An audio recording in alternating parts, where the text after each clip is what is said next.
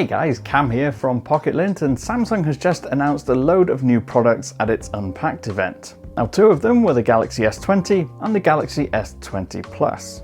We've also got our hands on the S20 Ultra, and you can find our hands-on with that product in a different video which I'll leave linked down below.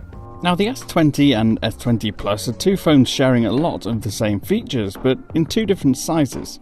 So both have a Quad HD Plus AMOLED display taking up most of the space on the front.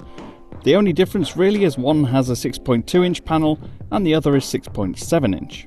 What I like about the new screens is how much of it there is versus any bezel or notches. The hole punch camera at the top is barely visible, and the bezels around the edges are incredibly slim. Design-wise, they look just like recent Galaxy S series phones have done. It's shiny aluminium around the edges with a lightweight and slim feel in the hand. Now, there are three main cameras for ultra-wide, wide and telephoto focal lengths.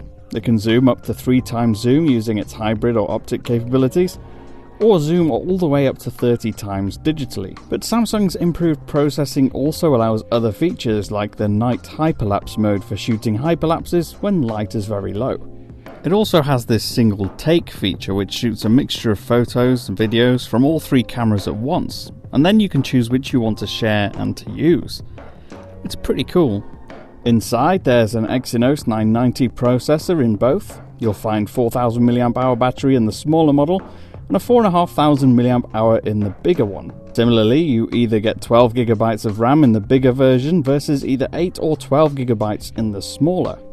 Storage-wise, you can have 128GB in both, or 512GB in the bigger, but both feature micro SD expansion, so you can add more storage if you want to.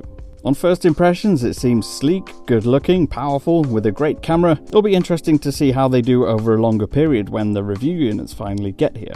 Samsung is going to launch the phones on March 13th for people to buy, so let us know what you think of the latest flagships in the comments below. Which have you got your eye on? I've been Cam, I'm at Cam Bunton on social media. Don't forget to leave a thumbs up if you liked the video and hit that subscribe button if you want to see more.